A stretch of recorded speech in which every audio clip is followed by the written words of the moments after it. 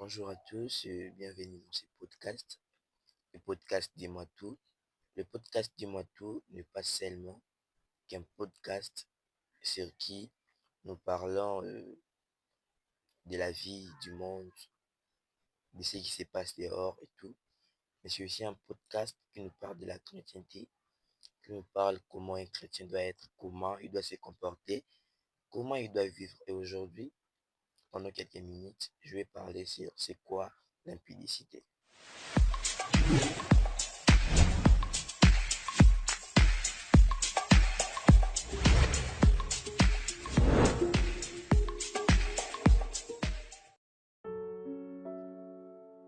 Oui, je commence. Je suis le présentateur Alvin Géribal.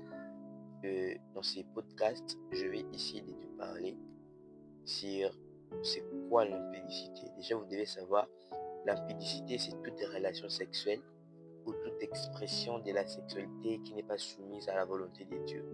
Donc, une personne qui pratique l'impudicité, c'est une personne qui marche à l'encontre de la volonté de Dieu. C'est une personne qui pratique la sexualité d'une façon qui ne part pas dans les normes, d'une manière qui ne part pas dans la façon où on se soumet à Dieu. Parce que l'homme, dans sa vie, surtout les chrétiens, doit vivre leur vie en étant des personnes qui respectent Dieu, en étant des personnes qui respectent les commandements de Dieu. Une personne qui marche dans l'impudicité, c'est une personne qui ne marche pas au préalable selon la volonté de Dieu. C'est une personne qui n'est pas soumise à Dieu. En la laissant en train de parler, j'ai essayé en train de dire dans Jean chapitre 10 que mes brebis connaissent ma voix, ils entendent ma voix. Une personne qui obéit au berger, c'est une personne qui est soumise au berger. Déjà, quand tu es un brebis, tu dois être soumise à la parole. Tu dois être soumis plutôt. Tu dois être une personne soumise à tout ce que dit le berger. Tu dois te soumettre à tout ce que dit le berger. Voyons en fait. Et maintenant, on ne fait que nous parler de l'impudicité et tout. C'est quoi vraiment l'impudicité? On va les définir bibliquement. Le mot grec utilisé dans le Nouveau Testament est porneia, qui englobe les relations sexuelles hors mariage, l'adultère, la prostitution, la fornication, la masturbation, le pensée sexuelle impure, la pornographie et même les conversations impures. Dans les jours qui viennent, on va essayer de pouvoir développer chaque terme. Ici, on est à l'introduction. Maintenant, je vais parler des 7 conséquences de l'impudicité. Premièrement, l'impudicité est un fait d'eau qui brille lentement ton discernement. Yeah. L'impudicité, c'est comme un fait qui te tue. C'est comme une arme qui te tue à petit feu.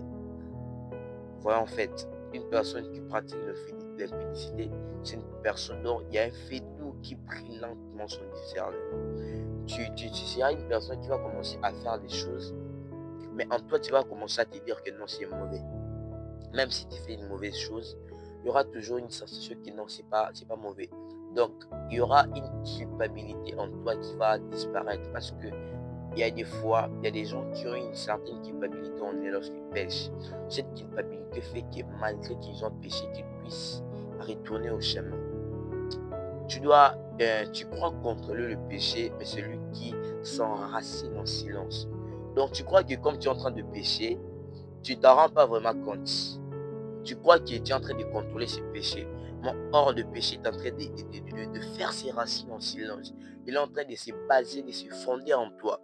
Tu vas, tu vas être surpris une fois. Tu commences à pécher, tu commences vraiment à te masturber, tu commences vraiment à faire l'impudicité, tu commences vraiment à regarder la pornographie. Tu le vois normal, or c'est mauvais.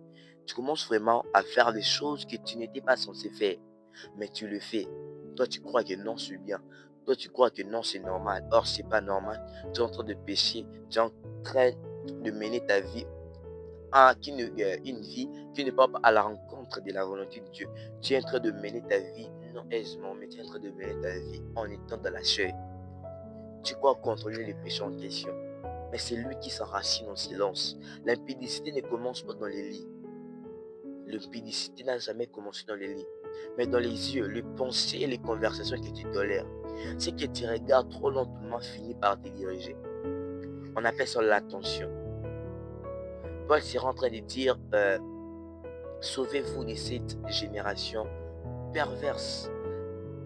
Ce qui fait que cette génération soit une génération perverse, c'est parce que cette génération a développé ce qu'on appelle l'intention. L'intention, selon la définition, on définit l'intention comme une capacité de pouvoir se concentrer à une chose et à lui seul. Donc, lorsque tu as l'intention pour une chose, donc ton regard ou tes ambitions, tes visions, tes objectifs n'est pas dans une autre chose. Tu as tes objectifs, tes ambitions, tes visions, tes buts pour la chose. Par exemple, euh, mes attentions, c'est par exemple vers une veste que j'admire. Mes attentions, je vais me concentrer sur la veste. Je vais commencer à me dire en moi que je dois acheter la veste. Je me mets du pied. Je me mets des visions, des objectifs à atteindre. C'est de même avec l'intention que je suis en train de parler. L'impudicité n'a jamais commencé dans les lits. Et n'attends pas que l'impudicité en question ne puisse commencer dans les lits. L'impudicité commence dans les yeux, les pensées, les conversations que tu tolères. Les conversations que tu tolères peuvent te pousser à l'impudicité. Parce que tu n'as pas besoin de faire, mais tu as besoin de penser le faire. Souvent, tu n'as pas besoin de faire une chose, mais tu as besoin de penser à vouloir faire une chose, de mettre dans le péché. Jésus est rentré de Dieu, le fait c'est de convoiter une femme. Tu pêches. Jésus dans Matthieu est en train de dire cela. Les pensées, les conversations que tu te lèves puis te plonger dans l'impudicité. L'impudicité ne détruit pas seulement la pureté, ta pureté. L'impudicité ne détruit pas seulement ta sainteté. Elle ne détruit pas seulement ton état pur. L'impudicité, elle vole aussi ta paix, ta concentration, ta puissance spirituelle. Tu peux prier, chanter, prêcher, mais si ton âme est souillée, ton autorité écrase. Tu peux chanter, tu peux prêcher les gens, tu peux prier pendant des heures, mais si ton âme est souillée, ton autorité écrase. Ton autorité n'est rien. Donc tu pratiques l'impudicité. Tu peux faire des grandes choses. Tu crois que tu es avec Dieu.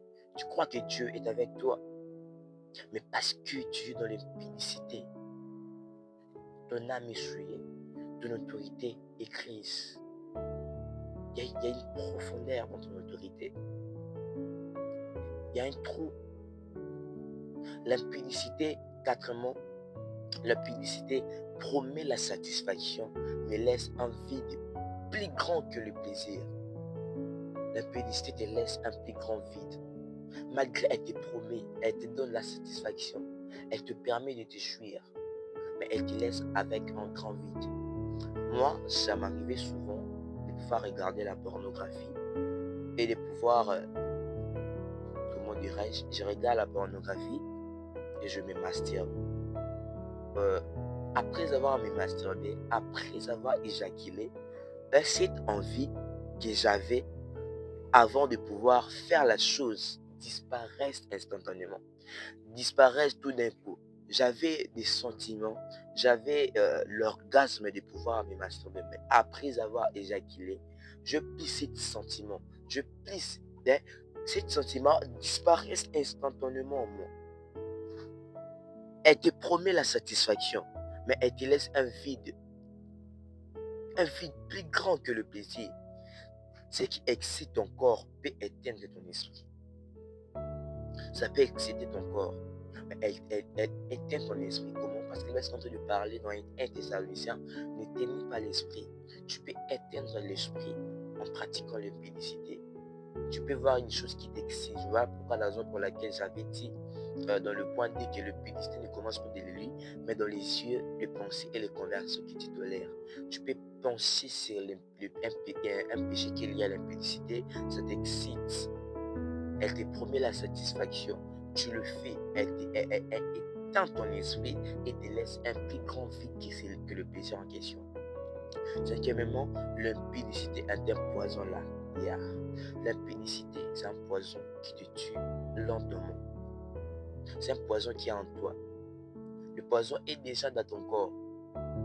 Mais le poison en question te tue lentement. Elle ne tue pas d'un coup, mais t'enchaîne jour après jour, jusqu'à ce que tu ne sois plus toi-même. Elle te vole ton identité avant même de voler ton avenir. L'impudicité peut te voler ton identité. Avant de voler, elle va te voler ton avenir comment? Elle vole ton avenir en t'écartant du chemin qui t'amène vers ta destinée. Avant de faire cela, elle va d'abord commencer à voler ton identité. Les gens te connaissaient chrétien, les gens te connaissaient une personne qui se sanctifie, une personne sainte. Mais tu changes instantanément. Moi, ça m'arrivait souvent, j'étais devenu une personne bizarre. J'avais changé du coup. Lorsque je pratiquais la pornographie et la masturbation, j'avais changé. J'étais plus moi. Je me comportais plus en moi. J'étais un chrétien, mais je me disais non, je ne suis pas un chrétien. Parce que malgré qu'on n'est plus la personne qu'on était, il y a toujours une partie de nous qui nous dit qu'on n'est plus, on n'est pas ce qu'on doit être. Chers tous, la publicité est un poison. Elle te tue lentement. Elle te tue lentement. Tu ne sauras pas. Toi, tu vas te contenter que tu es en train de faire ce que tu faisais avant que tu puisses te plonger dans la publicité. Or, c'est comme des ventilateurs. Malgré que il est en train de fonctionner, malgré qu'il y a coupure d'électricité, ça ne va pas s'estomper directement. Il va commencer à tourner lentement, et à un moment, il va s'arrêter. C'est de même avec le péché, c'est de même avec l'impudicité. Elle te tue lentement.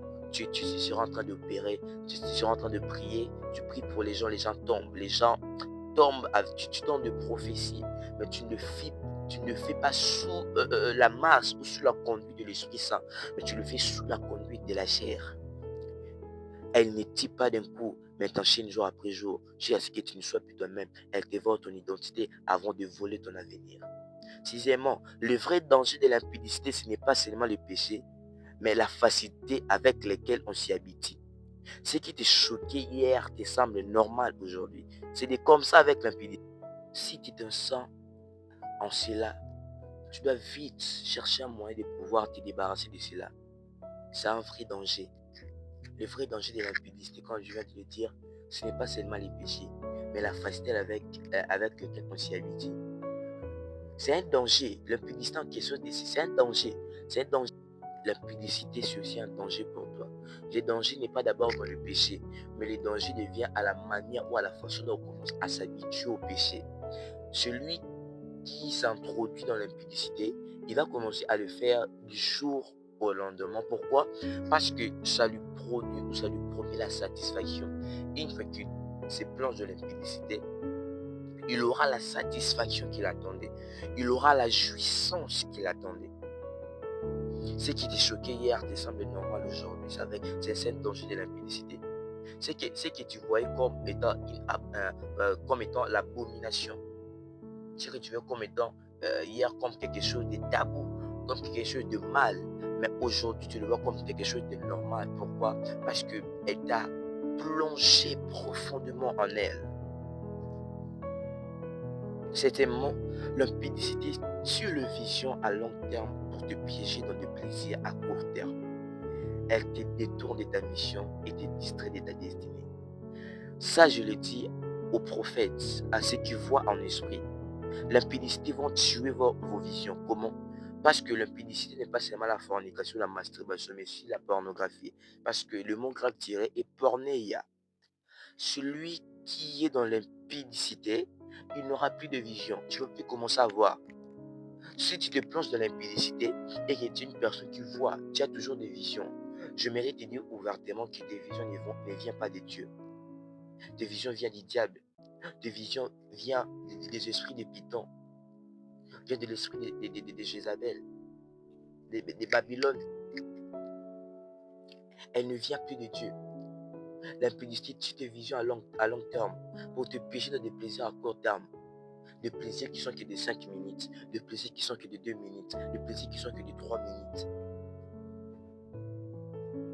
Elle détruit cela. Elle détruit des visions qui faisaient 1 heure du temps, des heures, un mois, pour des plaisirs qui ne durent que quelques minutes. Moi, lorsque je m'étais plongé dans la masturbation, je ne faisais pas, je dirais 5 minutes, moins de 3 minutes. j'ai la jouissance et la conscience, je me réveille que non, je viens de faire quelque chose de mal. Maintenant, un conseil de fait que j'aimerais vous donner, l'impudicité, toujours septièmement, comme j'avais dit, elle te détourne de ta mission et te distrait de ta destinée. L'impudicité, elle te détourne de ta mission. Tu ne seras plus dans ta mission. Tu seras à l'écart de ta mission. Tu crois que tu es toujours dans la mission que tu dois faire. Tu crois que tu marches toujours avec Dieu, mais tu ne marches plus avec Dieu. Tu n'es plus dans ta mission. Tu n'es plus dans le chemin qui te conduit vers l'accomplissement de ta mission. L'impudicité te distrait de ta destinée. Tu ne verras plus ta destinée. Tu ne vivras plus ta destinée de la manière dont tu devais le vivre. Conseil de femme, l'impudicité ne te vole pas seulement un moment, elle t'éloigne lentement de ce que tu étais censé devenir. Tu espérais devenir une grande personne. Tu espérais devenir quelque chose de grand. De grande plutôt. Mais l'impudicité te vole cela. L'impudicité ne te vole pas seulement un moment de temps d'intimité que tu avais avec Dieu, mais elle t'éloigne lentement de ce que tu étais censé devenir. Ce que tu étais censé devenir s'approcher. Tu n'étais qu'à quelques pas de cela. Mais elle t'a éloigné de cela. Ne joue pas avec ce qui peut te détruire en silence. Fuis, ne discute pas, brise les accès, ferme les portes, protège ton cœur. Ce que tu refuses aujourd'hui par amour pour Dieu, tu le trouveras demain en gloire dans ta destinée. Choisis la vérité, pas parce que c'est facile, mais parce que c'est la voie du bâtisseur des destinées. La Bible est en train de parler de Matthieu 5:8 que errez ceux qui ont les cœurs pires car ils verront Dieu. Dans 1 Corinthiens 6:8, Paul est en train de dire fouillez l'impudicité. On ne résiste pas devant l'impudicité. On résiste devant le diable, mais devant l'impudicité, on ne résiste pas. Yeah. Paul n'a pas menti, Paul avait raison. Paul n'a pas dit que résiste à l'impudicité. Il a dit résister au diable. La Bible est en train de parler plutôt résister au diable. Mais la Bible n'a pas dit que résister à l'impudicité. La Bible est en train de parler fouiller l'impudicité. On ne résiste pas devant l'impudicité. On fuit devant l'impudicité. Ne joue pas avec ce qui peut te détruire en silence. Ne joue pas avec cela, ne joue pas avec l'impudicité. L'impudicité te détruit en silence. Fouille, ne discute pas. Brise les accès qui peuvent donner accès à l'impudicité. Ferme les portes qui peuvent donner accès à l'impudicité. Protège ton cœur aux pensées.